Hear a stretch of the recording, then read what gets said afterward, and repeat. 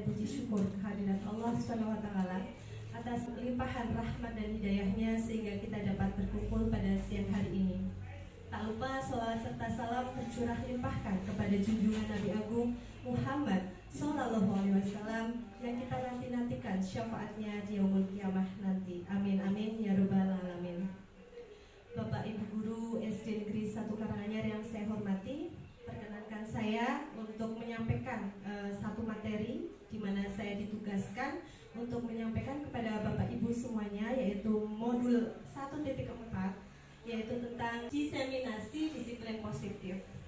Saya berdiri di sini tidak bermaksud untuk menggurui Bapak Ibu semuanya. Saya mengajak Bapak Ibu di sini untuk belajar bersama, untuk sharing bersama tentang materi tentang disiplin positif.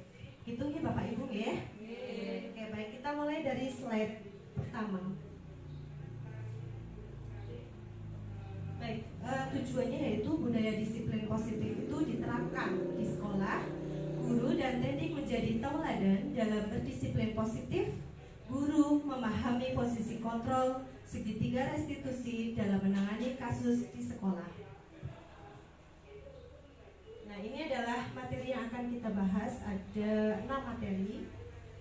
Kemudian selanjutnya kita ke materi pertama, yaitu tentang disiplin positif dan nilai-nilai kebajikan.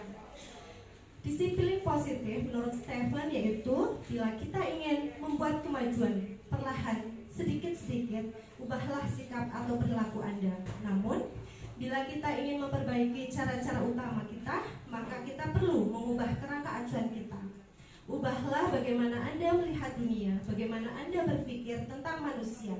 Ubahlah paradigma Anda, skema pemahaman, dan penjelasan aspek-aspek tentang realitas.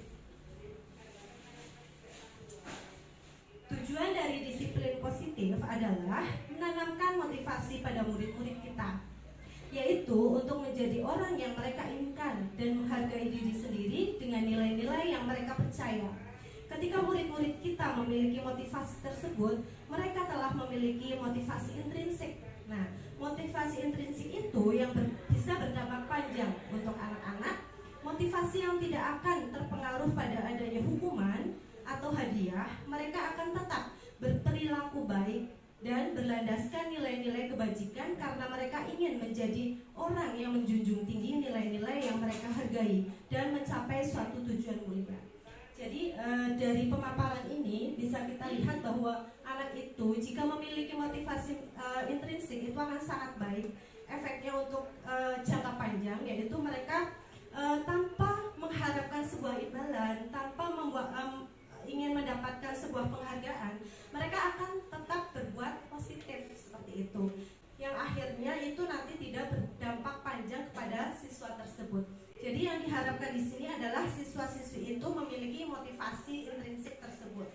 Oke, selanjutnya adalah nilai-nilai kebajikan. Menurut Dr. William Glasser pada teori kontrol menyatakan bahwa setiap perbuatan memiliki suatu tujuan. Dan selanjutnya Diane Gossen mengemukakan bahwa dengan mengaitkan nilai-nilai kebajikan yang diyakini seseorang, maka motivasi intrinsiknya akan terbangun sehingga menggerakkan motivasi dari dalam untuk dapat mencapai tujuan mulia yang dimaksud seperti itu.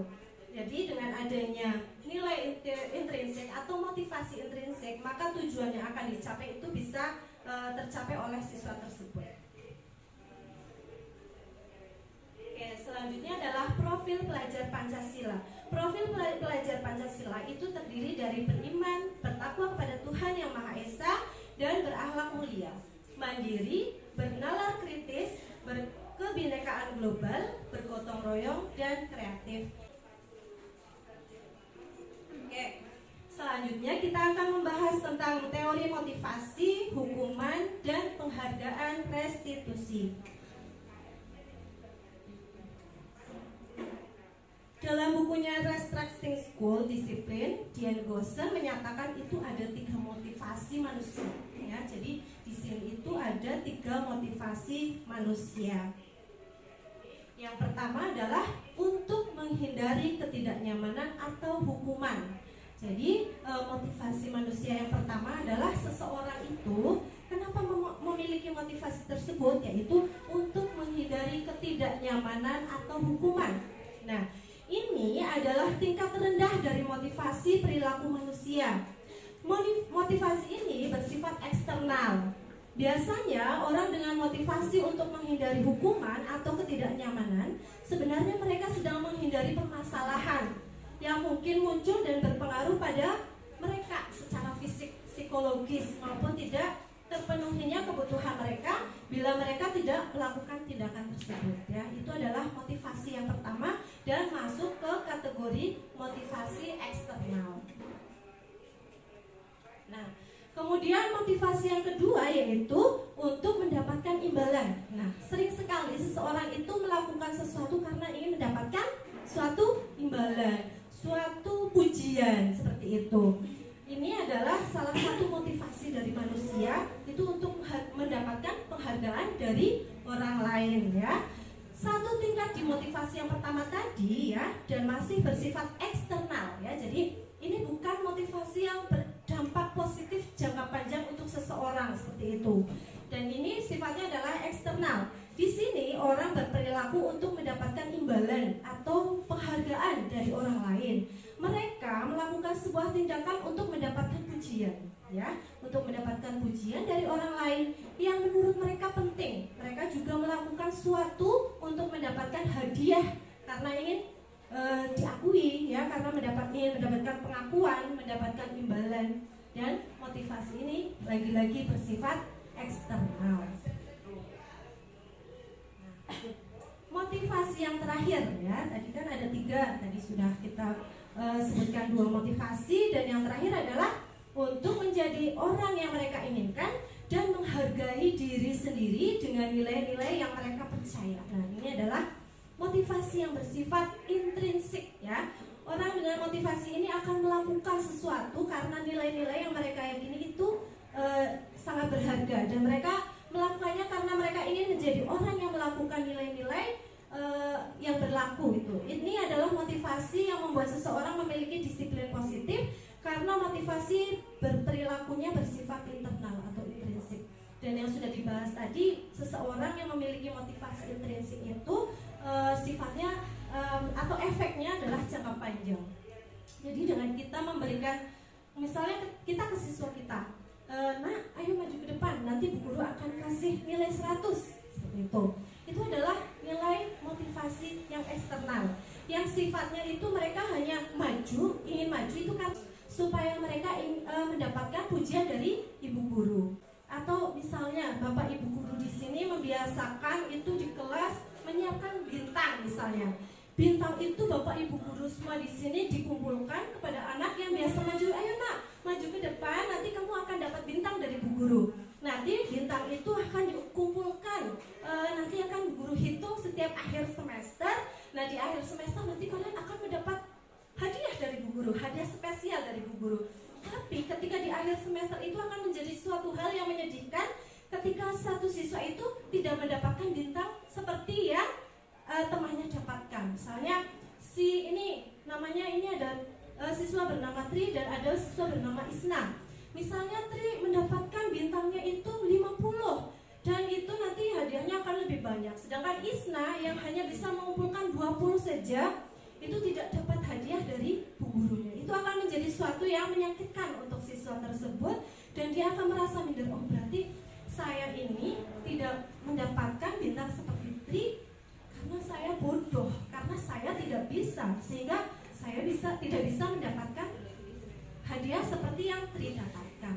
Itu Bapak Ibu. Jadi itu pembelajaran untuk kita, itu PR untuk kita. Apakah kita akan tetap menerapkan hal tersebut, menghukum anak, memberikan hadiah kepada siswa, tapi itu efeknya untuk anak itu tidak baik seperti itu. Nah, selanjutnya kita akan bahas tentang hukuman dan penghargaan.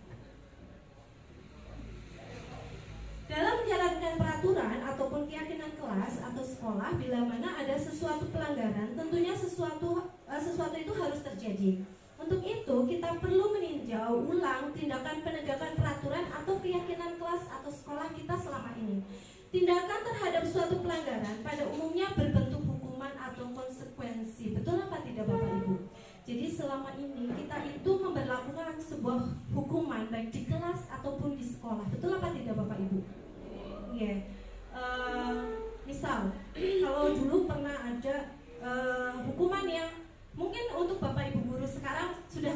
melakukannya. Misal sekolah kita memberlakukan bahwa setiap hari itu anak-anak harus menggunakan sepatu berwarna hitam. Ketika anak-anak lupa ketika masuk ke sekolah itu lupa tidak menggunakan sepatu hitam, otomatis anak tersebut juga masuk ke sekolah ragu-ragu. Iya Pak tidak Bapak Ibu? Dan pada akhirnya itu akan membuat dia merasa bersalah, atau apalagi ditambah hukuman oleh Bapak Ibu gurunya. Misalnya apa harus pulang lagi di depan teman-temannya, misalnya dia dibentak, atau bagaimana kamu bisa bersepatu warna selain hitam. Padahal peraturan di sekolah kita adalah hitam, dan mencaci maki dan sebagainya, yang pada akhirnya anak tersebut itu akan membentuk hatinya itu menjadi sebuah kebencian kepada gurunya, atau jadi merasa malu kepada teman-temannya, padahal perlakuan itu belum tentu ia itu melakukan dengan rasa sengaja, seperti itu. Nah, selanjutnya adalah restitusi. Restitusi itu apa? Adalah proses menciptakan kondisi bagi murid untuk memperbaiki kesalahan mereka, sehingga mereka bisa kembali pada kelompok mereka dengan karakter yang lebih kuat. Ini adalah pendapat menurut Gosen tahun 2004. Restitusi juga merupakan proses kolaboratif yang mengajarkan murid untuk mencari solusi untuk masalah mereka dan membantu murid berpikir tentang orang seperti apa yang mereka inginkan dan bagaimana mereka harus memperlakukan orang lain, seperti itu. Ini adalah restitusi, itu adalah sebuah langkah, sebuah jalan bagaimana kita itu bisa mengatasi siswa yang berbuat kesalahan di sekolah. Jadi tidak harus dengan hukuman, tapi restitusi ini adalah sebuah cara bagaimana anak itu bisa berubah dengan kata-kata yang kita sampaikan dengan secara halus, atau dengan kita mencari solusi-solusi bersama. Dan kemarin sudah saya praktekkan di kelas 5. Nah kebetulan di sini ada perwakilan dari siswa kelas 5. Betul ya Mbak Syakila, kemarin di kelas 5 kita sudah memberlakukan restitusi ya. Iya, jadi kemarin di kelas saya, di kelas 5 itu ada anak membuli temannya ya. Kebetulan ada ketika jam istirahat ada satu anak dibuli oleh temannya, dan alhamdulillah kita menanganinya dengan restitusi, bagaimana kita mencari solusi bersama tanpa harus menghukum mereka dengan kata-kata yang kasar atau kata-kata yang berlebihan kepada siswa kita. Oke. Selanjutnya kita akan membahas tentang perbedaan antara hukuman, konsekuensi, dan restitusi ya. Hukuman itu sesuatu yang menyakitkan dan harus terjadi. Konsekuensi itu sesuatu yang harus terjadi. Dan restitusi itu merupakan sebuah pilihan ya. Jadi restitusi itu menguatkan untuk murid atau anak dalam jangka panjang dan mendapatkan sebuah penguatan. Restitusi itu bisa memecahkan masalah. Murid belajar bertanggung jawab untuk berperilaku, fokus pada pemecahan masalah dalam jangka panjang, dan pernyataan-pernyataan dalam restitusi itu adalah untuk mencari solusi bersama pada siswa, seperti itu. Jadi berbeda sekali antara hukuman, konsekuensi, dan restitusi.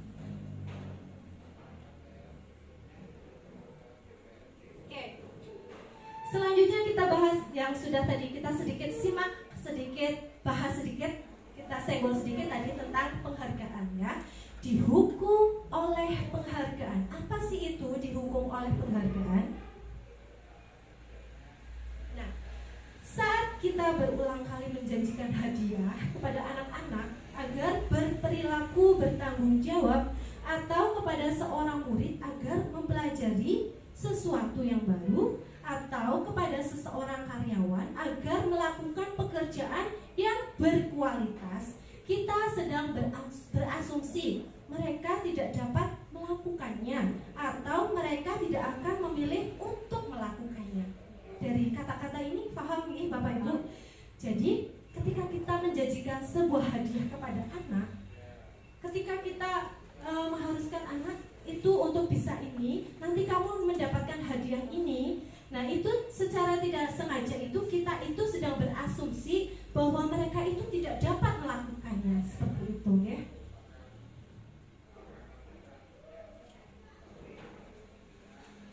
Alvin Cohn itu mengungkapkan bahwa baik penghargaan adalah cara-cara mengontrol perilaku seseorang yang menghancurkan potensi untuk pembelajaran sesungguhnya. Jadi sesungguhnya hukuman dan penghargaan itu merupakan potensi untuk menghancurkan pembelajaran. Seperti itu.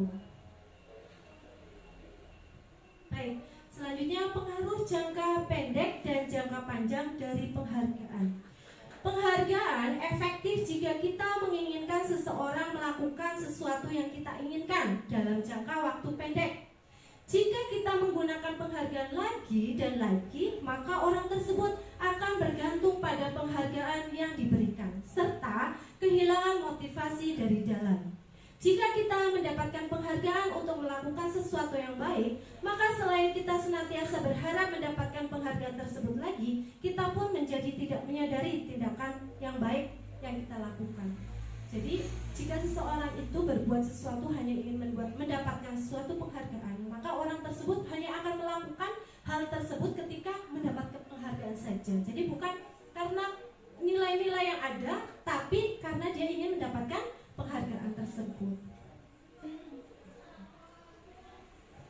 Penghargaan tidak efektif. Jadi sebuah penghargaan itu sebetulnya hal yang tidak efektif. Suatu penghargaan adalah suatu benda atau peristiwa yang diinginkan, yang dibuat dengan persyaratan. Jadi ada syaratnya kalau ingin mendapatkan suatu penghargaan. Hanya jika Anda melakukan hal ini, maka Anda akan mendapatkan penghargaan yang diinginkan. Jika saya mengharapkan suatu penghargaan dan tidak mendapatkannya, maka saya akan kecewa. Betul apa tidak Bapak Ibu?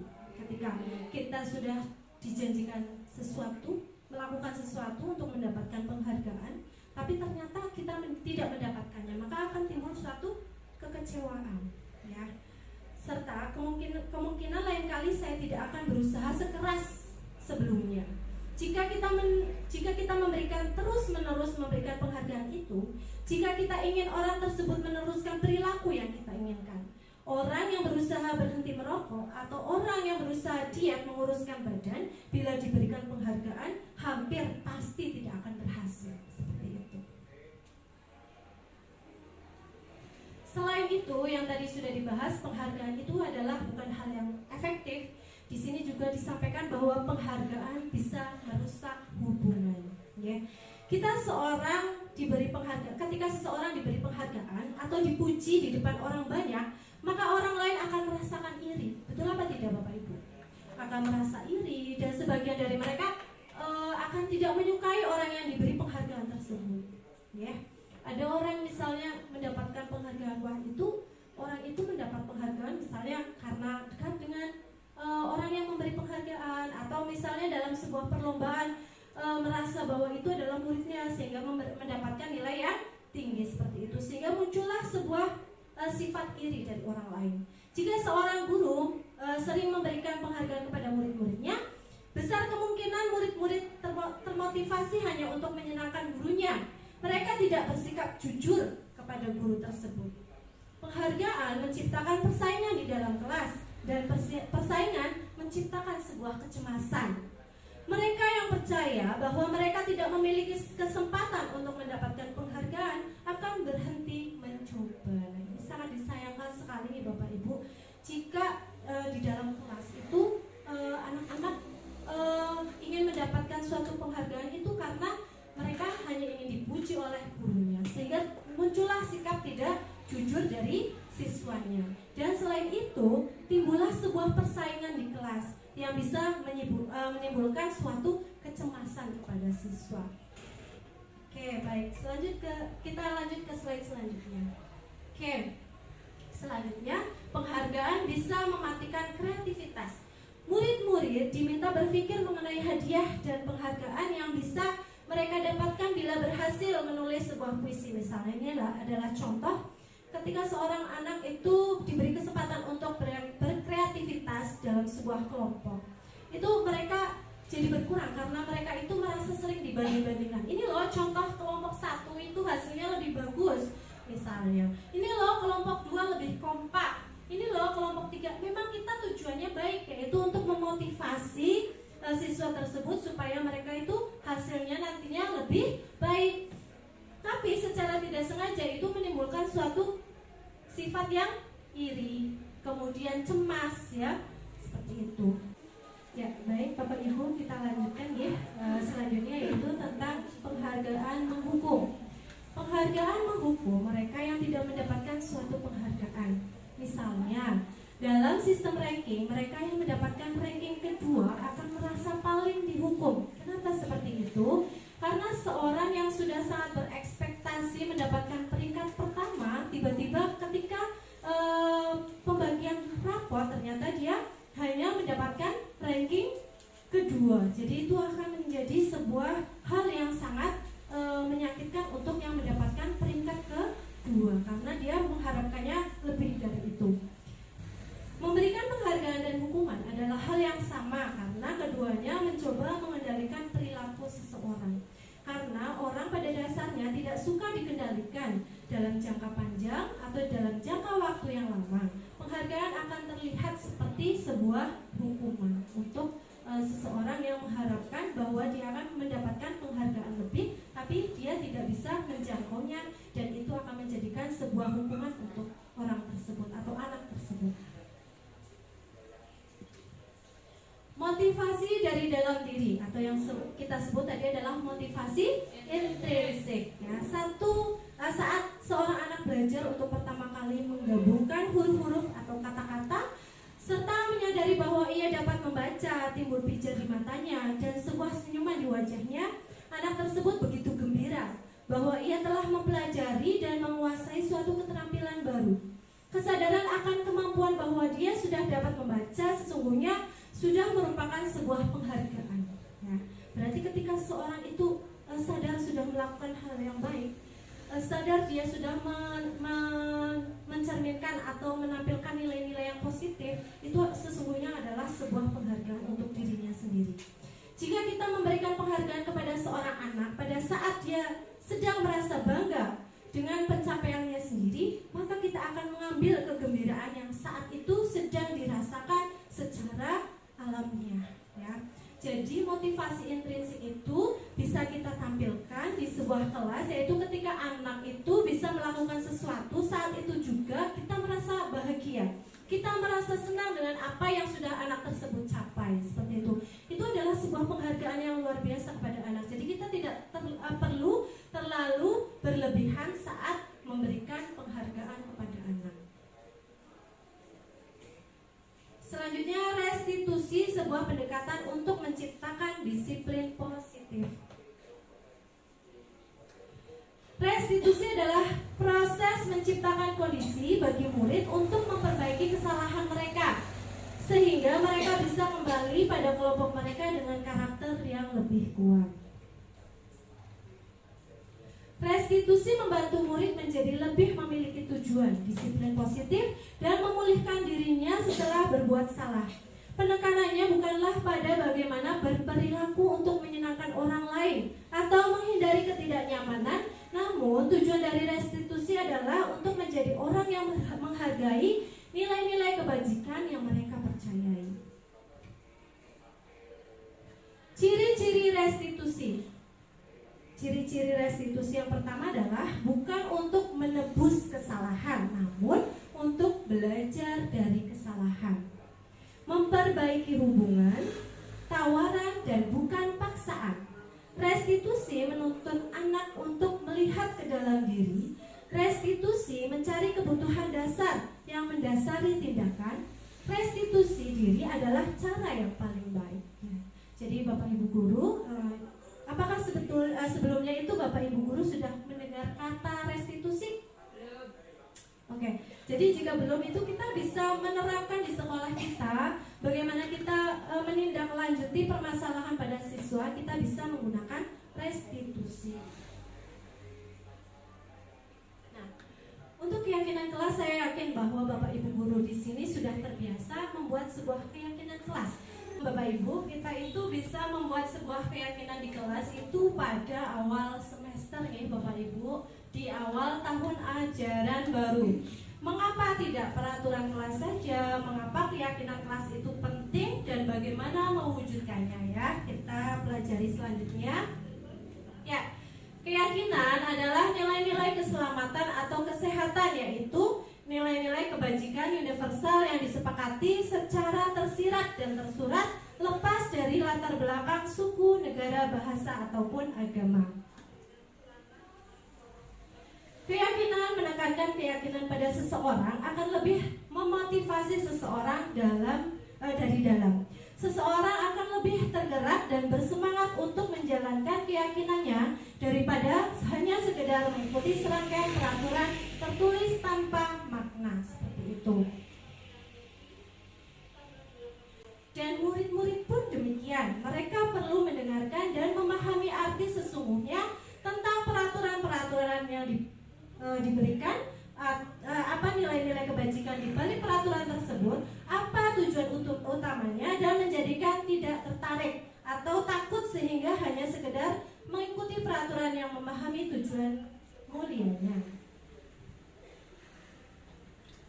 Tahapan menciptakan program kebajikan. 1. Lihat daftar kebajikan yang sudah disusun. 2. Tentukan nilai-nilai kebajikan yang ingin dijadikan perhatian utama di sekolah, selalu mulai tercurah dari pendapat-pendapat dari siswa tersebut. Kemudian yang ketiga adalah sempurnakan beberapa daftar nilai-nilai kebajikan yang utama, bahas kembali dengan kelompok utama. Kemudian buatlah poster untuk memuat dalam sosial media keyakinan sekolah atau di kelas. Jadi peraturan atau keyakinan kelas itu bisa kita buat itu, contohnya adalah di kelas kan biasanya kita siswa-siswi itu membawa kertas warna-warni seperti itu, yang kotak-kotak itu namanya kertas apa ya? Origami. Nah, kertas origami itu kita buat kesepakatan dengan siswa-siswi, keyakinan kelas apa sih yang harus kita susun, keyakinan kelas apa sih yang harus kita buat, sehingga dalam kegiatan sehari-hari anak-anak itu akan selalu berpatok pada keyakinan kelas yang sudah disepakati bersama-sama. Nah, kita anak-anak itu susun bersama gurunya, ditempel di mading kelas ataupun di bagian depan seperti itu, sehingga anak-anak bisa selalu memantau atau membaca keyakinan kelas yang sudah disepakati.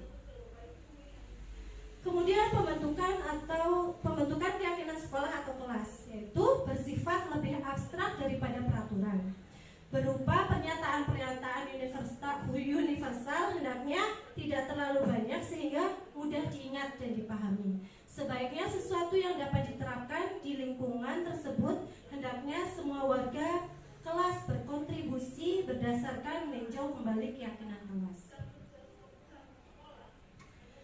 5 kebutuhan dasar manusia menurut William Glasser. Jadi manusia itu memiliki 5 kebutuhan dasar, yaitu 1. Kebutuhan untuk bertahan hidup. Kemudian kedua, kebutuhan kasih sayang dan rasa diterima. Ketiga, kebutuhan akan kebebasan. Keempat, kebutuhan akan kesenangan. Dan kelima, kebutuhan penguasaan atau power. Di sini kenapa dikaitkan dengan 5 kebutuhan manusia? Jadi di sini di kebutuhan dasar itu terdapat kebutuhan-kebutuhan yang biasa atau yang dimiliki oleh siswa, yaitu tadi ya yang sudah disebutkan ada 5 kebutuhan. Kemudian prosedur pembentukan keyakinan kelas, yaitu 1. Mempersilahkan warga sekolah atau murid-murid di sekolah atau di kelas untuk bercurah pendapat tentang peraturan yang perlu disepakati di sekolah atau di kelas. Kedua, mencatat semua masukan-masukan para murid di papan tulis atau di kertas besar atau di kertas poster, di mana semua anggota kelas atau warga sekolah bisa melihat hasil curahan pendapat. Ketiga, susunlah keyakinan kelas sesuai prosedur pembentukan keyakinan sekolah atau kelas. Gantilah kalimat-kalimat dalam bentuk negatif menjadi kalimat yang positif. Contohnya seperti apa ya Bapak Ibu ya? Butuh hero lagi contoh. Indah sekali Bu Mbak Leli. Oke. Lalu apa lagi Bu Leli? Oke, betul. Misal kalimat negatifnya seperti ini. Jangan berlari di kelas. Itu adalah kalimat negatif. Lalu kita ganti dengan kalimat positif, yaitu berlarilah di kelas atau di koridor dengan hati-hati seperti itu. Jadi kalau diawali dengan kata jangan, itu anak-anak sudah beranggapan itu adalah sesuatu yang negatif. Oke, selanjutnya kita bahas tentang kebutuhan manusia dan dunia berkualitas. Setiap manusia dalam melakukan tindakan selalu mempunyai tujuan tertentu. Betul apa tidak Bapak Ibu? Ketika kita melakukan sesuatu sebetulnya ada tujuan seperti itu. Betul apa tidak? Iya kan? Setiap kita melakukan sesuatu pasti kita memiliki tujuan. Entah itu tujuan yang positif ataupun tujuan yang negatif. Semua yang kita lakukan adalah usaha terbaik kita mendapatkan apa yang kita inginkan. Jadi ketika kita melakukan sesuatu, kita punya tujuan dan selalu berusaha untuk mendapatkan apa yang kita inginkan. Ini ada contoh yaitu tentang ketika kita bertahan hidup, itu kita ingin mendapatkan sebuah kasih sayang dan rasa diterima. Kemudian kita mendapatkan sebuah kebebasan. Kemudian kita mendapatkan sebuah kesenangan. Lalu kita juga mendapatkan sebuah penguasaan. Penguasaan kepada siapa saat ini kita? Yaitu kita dapat menguasai siswa-siswi kita sendiri seperti itu. Dan anak-anak itu di kelas merasa disayangi oleh ibu gurunya seperti itu. Dan ketika belajar mereka ingin merasa bebas, tidak terkekang seperti itu. Oke, itu penguasaan, kebutuhan, pengakuan atas kemampuan. Kebutuhan ini berhubungan dengan kekuatan untuk mencapai sesuatu, menjadi kompeten, menjadi terampil, diakui atau atas prestasi dan keterampilan kita. Didengarkan dan memiliki rasa harga diri. Kebutuhan ini meliputi keinginan untuk dianggap berharga, bisa membuat perbedaan, bisa membuat pencapaian, kompeten, diakui dan dihormati. Ini adalah kebutuhan pengakuan atas kemampuan. Selanjutnya kebebasan, kebutuhan akan pilihan. Kebutuhan akan kemandirian, otonomi, memiliki pilihan, dan mampu mengendalikan arah hidup seseorang. Anak-anak dengan kebutuhan kebebasan yang tinggi menginginkan pilihan. Mereka perlu banyak bergerak, suka mencoba-coba, tidak terlalu terpengaruh oleh orang lain, dan senang mencoba hal baru dan menarik. Ini adalah sebuah kebebasan. Anak-anak ingin, biasanya semua anak-anak itu mempunyai kodrat, yaitu kodrat memiliki kebebasan. Ya. Jadi mereka itu biasanya belajar itu ingin bebas, belajar itu mereka ingin bahagia, belajar itu mereka ingin senang di kelas seperti itu. Jadi jangan sampai kita itu membuat penekanan di kelas seperti itu. Oke, selanjutnya adalah kesenangan atau kebutuhan untuk merasa senang. Kebutuhan untuk mencari kesenangan, bermain dan tertawa. Bapak Ibu, di kelas itu kita memiliki 5 posisi kontrol. Yang pertama apa Bu Isti? Ya, jadi posisi yang pertama di kelas itu kita berperan sebagai seorang penghukum, pembuat merasa bersalah. Posisi yang ketiga adalah sebagai seorang teman ya. Selain menjadi seorang guru, kita itu di kelas yaitu memiliki posisi sebagai seorang teman. Selanjutnya nomor 4 apa butuh Hiroh? Pemantau. Ya, kita itu menjadi seorang pemantau. Yang kelima apa Bu Isna? Manager. Nah, dari 5 posisi kontrol ini yang diharapkan adalah kita itu menerapkan di posisi 4 dan di posisi 5. Di posisi 4 kita itu sebagai seorang pemantau dan di posisi kelima adalah manajer. Terapkan di sini di posisi kelas itu adalah sebagai seorang pemantau dan sebagai manajer. Oke, kita gali satu persatu. Tadi dari 5 kontrol tadi, yang pertama adalah penghukum. Seorang penghukum bisa menggunakan hukuman fisik maupun verbal. Mengatakan sekolah memerlukan sistem atau alat yang dapat lebih menekankan murid agar lebih dalam lagi. Kemudian dalam perbuatan, guru itu menghardik, menunjuk-nunjuk, menyakiti, menyindir, itu tidak diperbolehkan. Kemudian guru itu kadang berkata, kalau kamu tidak melakukannya, saya akan ngapain, seperti itu. Kemudian dalam bentuk hasil, yaitu hasilnya itu anak akan memberontak, kemudian menjadi seseorang yang pendendam, kemudian menyalahkan orang lain. Ini loh, saya itu dihukum oleh bu guru si A itu karena akibat perbuatannya si B, misalnya seperti itu. Itu adalah akibat dari penghukum. Jadi anak-anak bisa memberontak, anak-anak bisa dendam kepada gurunya, bisa dendam kepada temannya, dan bahkan menyalahkan orang lain. Kemudian dampak pada murid lagi yaitu dia bisa mengulangi kesalahannya lagi berulang kali dan berperilaku menjadi agresif. Itu adalah efek dari kita menghukum siswa. Kemudian posisi kontrol yang kedua adalah membuat siswa menjadi merasa bersalah. Guru akan bersuara lebih lembut, menggunakan keheningan yang membuat orang lain merasa tidak nyaman, bersalah atau rendah diri. Guru berceramah menunjukkan kekecewaan yang mendalam kepada siswa.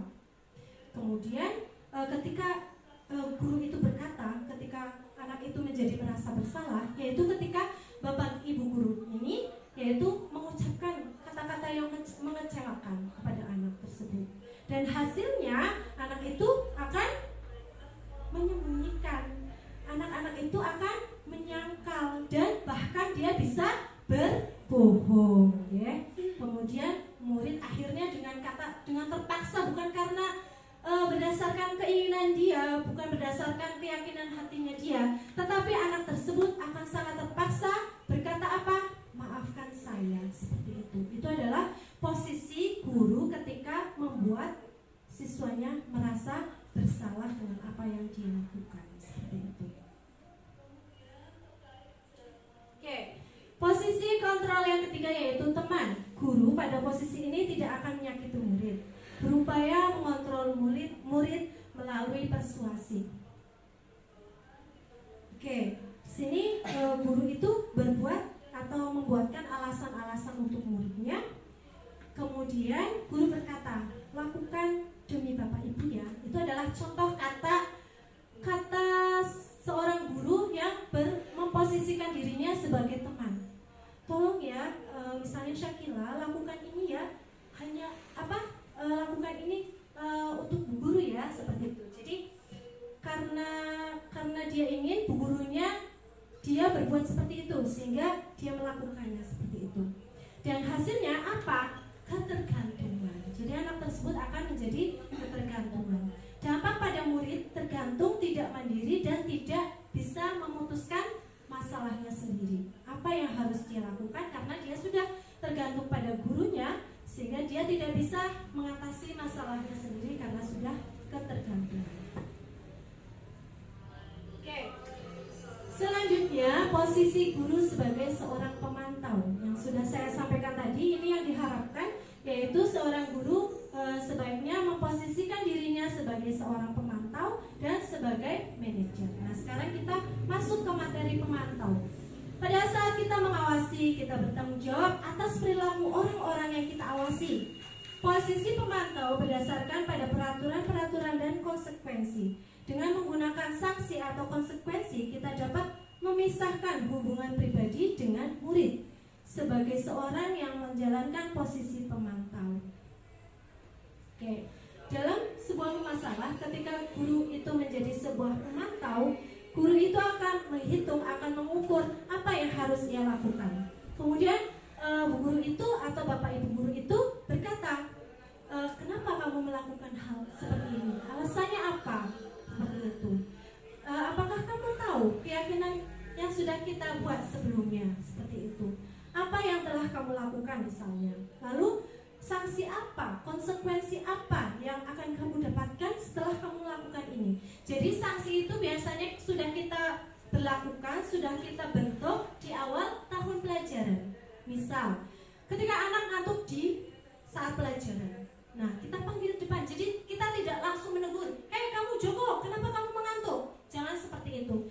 Tapi kita pelan-pelan ajak si Joko itu, misalnya suruh cuci muka dulu, kemudian kita panggil ke depan, kita ajak ngobrol face to face. Jadi tidak langsung kita marahi di hadapan semua teman teman-temannya, tapi kita atasi langsung, secara langsung, tidak di depan temannya, tapi kita ajak ngobrol bersama, seperti itu.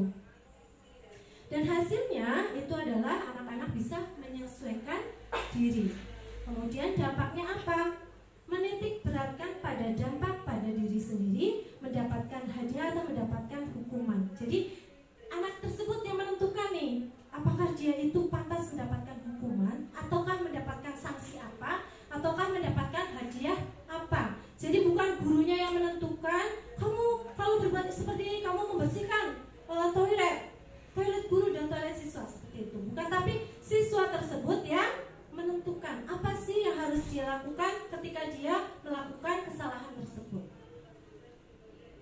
Nah, yang terakhir adalah posisi manajer. Guru berbuat sesuatu bersama dengan murid, mempersilahkan murid mempertanggungjawabkan perilakunya, mendukung murid agar dapat menemukan solusi atas permasalahannya sendiri. Seseorang manajer telah memiliki keterampilan di posisi teman maupun pemantau, seperti itu. Jadi manajer ini yaitu posisi ketika seorang guru bisa memposisikan diri sebagai teman dan sebagai pemantau. Guru berbuat pengajuan pertanyaan-pertanyaan. Nah, di sini seperti yang sudah saya sampaikan tadi, siswa itu dipanggil untuk kita ajak ngobrol bersama, lalu kita beri beberapa pertanyaan-pertanyaan. Nah, pertanyaan itu terdiri dari apa sih? Apa sih yang kita yakini? Ya, yakini itu yang sudah kita susun di awal semester, yaitu keyakinan kelas. Apakah kamu meyakininya? Jika kamu meyakininya, apakah kamu bersedia memperbaikinya? Seperti itu. Itu adalah contoh-contoh kata-kata sebagai seorang manajer. Jika kamu meyakininya, ayo kita perbaiki bersama-sama dan menunjukkan apa yang baik untuk kamu dan apa rencana yang kamu lakukan untuk memperbaiki perbuatan yang sudah dilakukan. Dan hasilnya adalah bisa menguatkan siswa atau menguatkan karakter siswa. Dan dampak pada murid itu mengevaluasi diri bagaimana menjadi dirinya yang lebih baik. Oke, ini adalah restitusi. Kita kembali lagi, restitusi adalah proses menciptakan kondisi bagi murid untuk memperbaiki kesalahan mereka sehingga mereka bisa kembali pada kelompok mereka dengan karakter yang lebih kuat. Restitusi bukan untuk menebus kesalahan, namun untuk belajar dari kesalahan. Restitusi memperbaiki hubungan. Restitusi adalah tawaran, bukan paksaan. Restitusi menuntut untuk melihat ke dalam diri. Restitusi mencari kebutuhan dasar. Yang mendasari tindakan restitusi adalah cara yang paling baik. Restitusi fokus pada karakter, bukan tindakan restitusi menguatkan. Restitusi fokus pada sebuah solusi yang bisa mengembalikan murid yang berbuat salah dan kembali kepada kelompoknya. Nah, ini Bapak Ibu adalah contoh segitiga restitusi. Oke, dalam segitiga restitusi ini yaitu terdiri dari kata-kata yang bisa menstabilkan identitas, kemudian menanyakan keyakinan dan validasi kebutuhan. Ketika siswa itu membuat kesalahan, pertama itu kita menanyakan keyakinan di kelas yang sudah kita susun di awal tahun pelajaran, kemudian kita menstabilkan identitas siswa, kemudian melakukan validasi kebutuhan. Nah, menanyakan keyakinan itu terdiri dari nilai-nilai yang telah kita sepakati. Kemudian, kamu ingin menjadi orang yang seperti apa? Itu adalah menstabilkan identitas. Kemudian, ini lebih efektif dan mendapatkan apa yang kita butuhkan. Oke, selanjutnya adalah menstabilkan identitas. Untuk membuat anak yang merasa gagal karena berbuat salah menjadi positif terhadap dirinya. Ini adalah langkah awal dari segitiga restitusi, adalah menstabilkan identitas. Contoh kata-kata menstabilkan identitas adalah berbuat salah itu hal yang manusiawi. Jadi ketika kita menyampaikan kepada anak bahwa berbuat salah adalah hal yang manusiawi. Tidak ada manusia yang sempurna. Kita semua orang pernah membuat kesalahan dan kita contoh dari menstabilkan identitas. Selanjutnya dari segi 3 restitusi adalah validasi tindakan yang salah, membantu murid mengenali basic need atau kebutuhan dasar yang ingin dipenuhinya ketika melakukan kesalahan. Pada dasarnya, setiap tindakan manusia tujuannya adalah memenuhi basic need. Apakah itu power, freedom, love and belonging, fun and survival. Selanjutnya adalah menanyakan keyakinan. Anak melihat kesalahannya dihubungkan dengan norma sosial dan nilai-nilai yang mendasari manusia berinteraksi dengan orang lain. Guru berkata, apa nilai yang kita percayai di kelas atau sekolah? Nilai-nilai universal apa yang telah kita sepakati? Kelas yang ideal itu seperti apa? Kamu ingin jadi anak seperti apa? Itu adalah contoh-contoh menanyakan keyakinan kepada anak. Baik Bapak Ibu, alhamdulillah rangkaian demi rangkaian tentang pemaparan modul 1.4 akhirnya terselesaikan dengan baik. Terima kasih atas kerjasama dari Bapak Ibu semua. Terima kasih atas kehadiran Bapak Ibu semua sudah meluangkan waktu untuk mengikuti pemaparan dari modul 1.4. Saya sangat mohon maaf sekali apabila dalam penyampaian banyak kesalahan, baik yang disengaja ataupun yang tidak sengaja. Saya mohon maaf yang sebesar-besarnya. Semoga apa yang saya sampaikan bisa bermanfaat untuk Bapak Ibu semua dan bermanfaat juga untuk saya. Sekali lagi saya ucapkan terima kasih dan mohon maaf yang sebesar-besarnya. Billahi taufiq wal hidayah. Wassalamualaikum warahmatullahi wabarakatuh.